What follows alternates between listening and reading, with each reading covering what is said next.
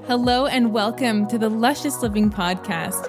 I'm your host, Selin, holistic nutrition consultant and the founder of Luscious Living, where personal growth meets wellness.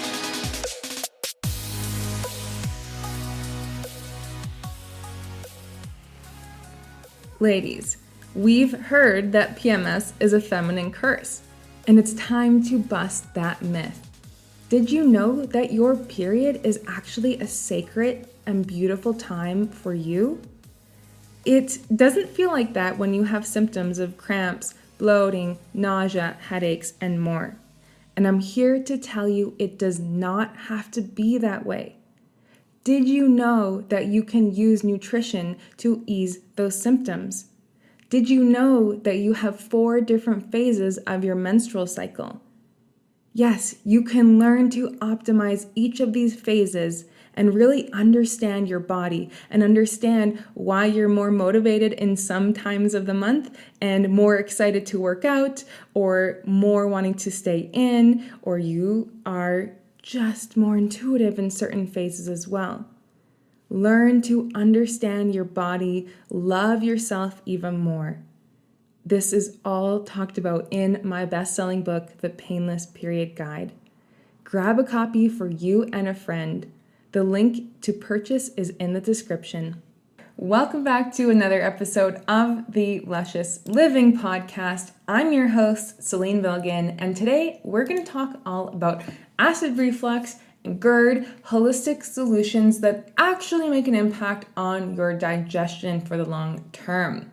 So we're going to talk about the common reasons why people get GERD and acid reflux, what the conventional treatments are, and why they're not a good long-term solution for our health, and long-term and natural solutions that get to the root of the issue, such as addressing stomach acid, diet, and lifestyle. So why I chose to create this episode is because it's estimated that about 20% of adults in the Western world experience GERD or acid reflux weekly or daily, which is crazy because how uncomfortable is that? And any disruption to the breakdown, absorption, and elimination of digestion compromises the body's energy, defense system, cleansing ability, and overall effects of health. And so this is a real big issue that I want to talk to you about today. So we're going to first and foremost go over the difference between acid reflux and GERD. We're going to go over again some of the conventional treatments and really break down some of the common ones. We're going to talk about how to overcome it. I think I just repeated myself there, but that's okay. So acid reflux is really when we experience that burning sensation right after we eat. And GERD is acid reflux when it happens more than twice a week. This is something really important to know because this GERD can actually develop into Barrett's esophagus, which is abnormal cell growth, which, as we know, abnormal cell growth can manifest into different kinds of cancers. We do not want that. So why does acid reflux even happen? So on an anatomical level, it is the dysfunction of the lower esophageal sphincter. And that's supposed to close as soon as food passes through. But if it doesn't close all the way, this acid from the stomach can creep up into the digestive system and begin to cause an array of problems. And why we start to see these acid reflux is usually in terms of diet when we're having food sensitivities, wheat, corn, soy, sometimes even artificial sweeteners, artificial sugars, when we're having poor quality animal products as well, margarines, again, just those pretty much conventional foods that most people eat. Sometimes it's caused from overeating, eating too fast, stress, because when we are in stress mode, we're not in rest and digest. You're not going to digest your food. And then when you are in stress, you actually are not able to secrete the proper enzymes to start to break down your food, such as amylase. Then carbonated beverages, insufficient stomach acid. This is the biggest point I want to say here, and I would like for you to walk away understanding, is that previously it was thought that stomach acid was from too much stomach acid. but it's actually from insufficient stomach acid, and most people have insufficient stomach acid. This is really, really big, and we're going to talk more about this. Then, of course, drugs that irritate the GI tract. So this is antidepressants, birth control pills, estrogen replacement therapy. I work with a lot of people who are on these medications, and of course there is a time and place, but please know that there is always a side effect. There is always an impact, right? And I just have to say this because a lot of people are put on medication without understanding that there are some consequences on the other side, okay? Then aging, the aging process. This is a very natural part of it, but it does impact our stomach acid. And then same with zinc deficiency, because we do need zinc to have proper stomach acid. So we see that there are some conventional treatments that are, again, over the counter, that are very common. Most people have taken them before, but there are some impacts to doing so, especially when done so frequently. And again, it does not actually address the root issue as to why we are having stomach acid in the first place, or rather acid reflux in the first place. And yes, I am extremely passionate about this. This episode is a long time coming. So again, I just wanted to preface all of this by saying, contrary to popular belief, acid reflux symptoms are not caused by too much acid in the stomach. It is because of low stomach acid. And when we have low stomach acid, it is a beautiful pathway to having pathogens in the body, right, that go into the bloodstream. And that's hence why we're seeing an increase, I believe, of autoimmune conditions, allergies, mental health challenges, and more, because the gut is truly the birthplace of really great health or not so great health. Let's get into some of the conventional over-the-counter treatments, starting with antacids. So we have, Tums, for example. It's instant relief within a matter of minutes to address heartburn. But there are some side effects, okay? And again, especially when it's related to repeated use. So diarrhea, constipation, nausea, discomfort, loss of appetite, mood or mental changes, calcium loss, osteoporosis, kidney stones, bone pain, aluminum toxicity, frequent urination, headaches, muscle pain, and drug or supplement interactions, to name a few. Again, it's okay if you're like out traveling and you need to have something instant, that's great. But again, long term, we're going to go over the solutions in a moment. Next is H2 or histamine blockers. Again, over the counter as well. And these work a little bit more slowly, 60 to 90 minutes to reduce stomach acid. And it stops the production of HCl, which is your stomach's natural acid. And these medications also stop pepsin production, which is the enzyme responsible for breaking down protein. So imagine you are having a steak and then you start to have this H2 blocker and the food, it doesn't digest your food properly. Then you will get bloating and gas and just discomfort overall. You're not able to absorb this food. It ferments in your stomach and your intestines. And, you start to, have other challenges that come with it. Namely, increasing risk of infection, as the bacteria that would be normally killed in your stomach would be alive, such as Listeria and Salmonella, right? And so it's definitely, I know it's not necessarily the most common risk, but I want you to start to think about, well, how good could I feel if I did have proper digestion? Because it does require a lot of energy, and a lot of people I speak to are very tired all of the time, and that's robbing them of joy and hobbies and family time, right? And then we have the next over-the-counter medication, which are PPIs, proton pump inhibitors. And they also block an enzyme that tells your stomach to produce acid.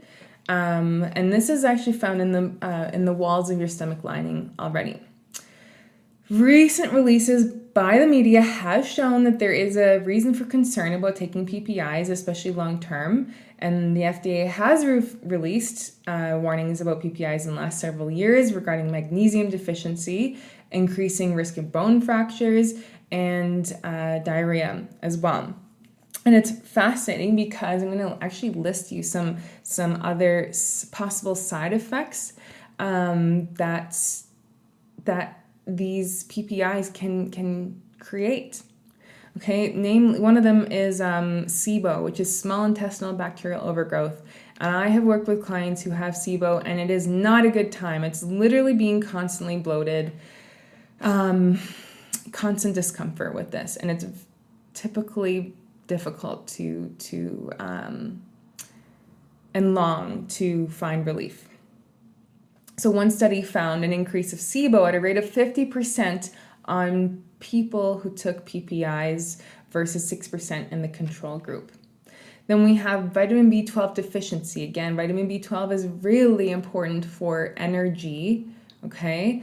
But patients or people on PPI drugs do not absorb minerals and vitamins, especially B12.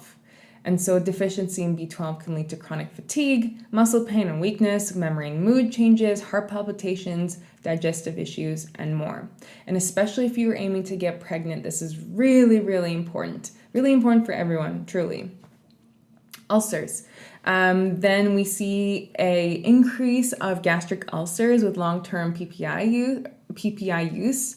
90% of duodenal, I can never pronounce certain words right, but ulcers, and 65% gastric ulcers were caused by H. pylori, okay?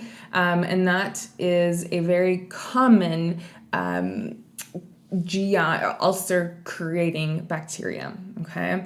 Again, then you would require antibiotics, and then I find a lot of people with psoriasis and certain skin issues end up having H. pylori, and it doesn't necessarily mean antibiotics will always get rid of H. pylori either.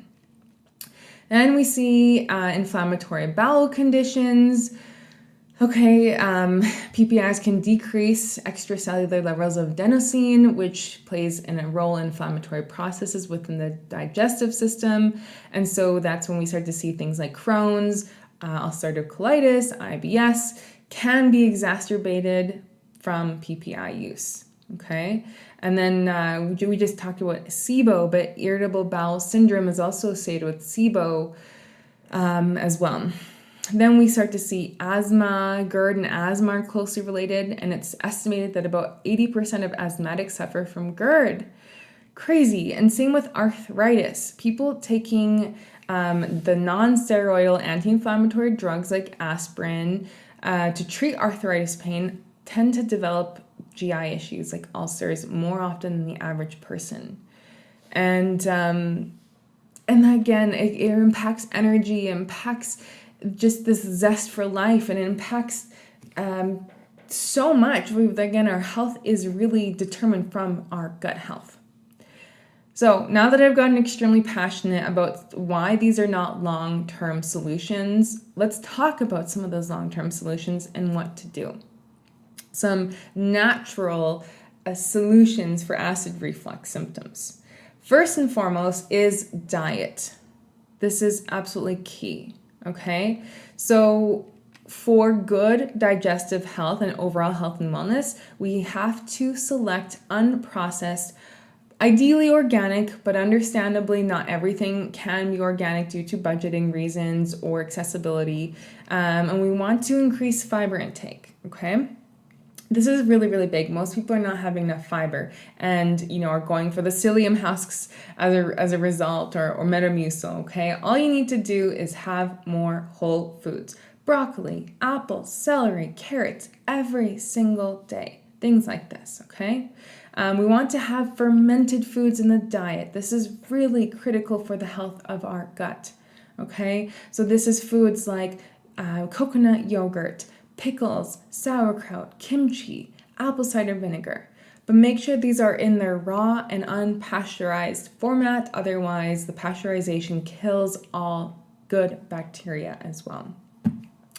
You also want to really be mindful of sugar consumption. Still eat your honey, your maple syrup, your fruit, but start to look at, those low-fat foods, increase sugar intake so they don't taste like complete garbage, okay? So go for full-fat dairy products, go for your own salad dressings, honestly, olive oil, salt, pepper, and maybe lemon juice or apple cider vinegar is a great salad dressing. Balsamic is a great dressing as well. Look for the foods that come in packages that sell you on high fiber, like cereals and bagels and things like that. Start to have the less refined version, so steel cut oatmeal or just regular rolled oats. Okay, add some berries to it, add some chia seeds, some walnuts, and there you have a breakfast instead of a bagel and a coffee. I don't want you to be upset that I'm saying this. Someone has to say it. That's what I'm going to say. Someone has to be the one. Okay. And then there's some foods that tend to make acid reflux worse. Okay. So alcohol, I'm not saying don't drink alcohol, obviously, but there are actually different cultures around the world that would have aperitifs and digestives, right? Again, I did not pronounce that properly, but start to look at maybe you incorporate a bitter, or maybe you have some kind of herbal-based alcohol to help you digest food. That's also great. Or maybe you have a glass of wine with your meal and you enjoy that. We also see, again, some carbonated beverages or energy drinks, artificial sweeteners, fried foods, canola oil, spicy foods for some people. I freaking love spicy food, thankfully. And then processed foods, okay? And then the foods that help improve acid reflux include fresh vegetables, leafy greens, squash, artichoke, asparagus, cucumbers, free-range chicken, grass-fed beef, parsley, olive oil, coconut oil, ginger. These are beautiful foods I want you to start to incorporate, and you will notice you don't have acid reflux after you eat them. Next are some supplements for acid reflux. If you do get acid reflux, commonly, I highly recommend actually working with someone like myself. You could work with a naturopathic doctor. I will leave my link below to apply to work with me. But these are some other supplements that I recommend. I do recommend speaking with someone, again, like myself, to take digestive enzymes and HCl with pepsin. But other than that, probiotics are a great one to take, 25 to 50 billion units of high quality probiotics, not the ones that you just get from Shoppers Drug Mart or Walmart or something like that, but one that is specifically for gut health. I mean, that's all for gut health, but something that is a high quality. I'll leave it at that. Then digestive enzymes. Okay, you don't want to take it more than 3 months at a time, but taking a capsule or two at the start of each meal will really help you fully digest your nutrients properly. Then, as mentioned, hydrochloric acid with pepsin. You want to take a 650 milligram pill prior to each meal. And this is not long-term either, but it will definitely help get your stomach acid to where it needs to be. Then we have these beautiful herbs like chamomile, papaya, or ginger tea. Ginger is a really big one I use commonly, and it's really great for the digestive system. So every time you're feeling a little full or just even nauseous, anything like that, it's really great for digestion, especially when the weather gets cooler. I like to start off my morning with fresh ginger.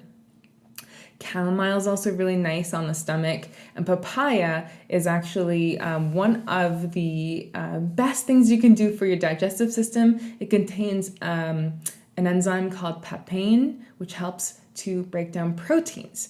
Then actually pineapple has bromelain, which also helps to break down foods, and you'll actually notice in the certain digestive enzyme supplements, you'll see papaya and pineapple, sorry, I'm just thinking of the word pineapple extracts in there.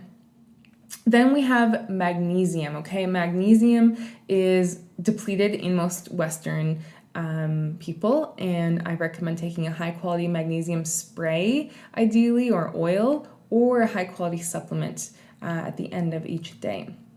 Then lastly, while there's no official studies on the impact of raw apple cider vinegar on acid reflux or GERD, it does, just through experience, client experience, my own experience, it does seem to support that it can be an incredible remedy for acid reflux and really having a solid digestion. And again, make sure that is raw and with the mother and not just the regular kind of white vinegar there. So lastly, some other tips for improving digestive health is to chew your food. I know this is kind of annoying. At least I think it's a bit of an annoying tip, but it's so true, especially when you're watching TV or you're distracted. You're less likely to chew your food properly, or, maybe you put on some beautiful music, you do acupuncture, yoga, whatever helps you to digest, but also manage stress. Because again, when we are in a stress mode, we might not realize it, but that impacts digestion because the body is sending glucose to the muscles in the brain to run and to think, not to digest. Then you also want to try to consume food 3 hours prior to bed to allow your food to be digested, and then sip a herbal tea, again, like chamomile or ginger tea after your meal. So that is what I wanted to talk to you about today. I hope this has been helpful. I would so appreciate it if you could share this episode with a friend, because so many people do experience acid reflux and GERD. So if you share this, you will be helping someone else experience radiant health as well. Thank you so much for listening, and I'll see you next time. Thank you so much for tuning in. Please give the show a 5-star review if you feel like you learned something new today.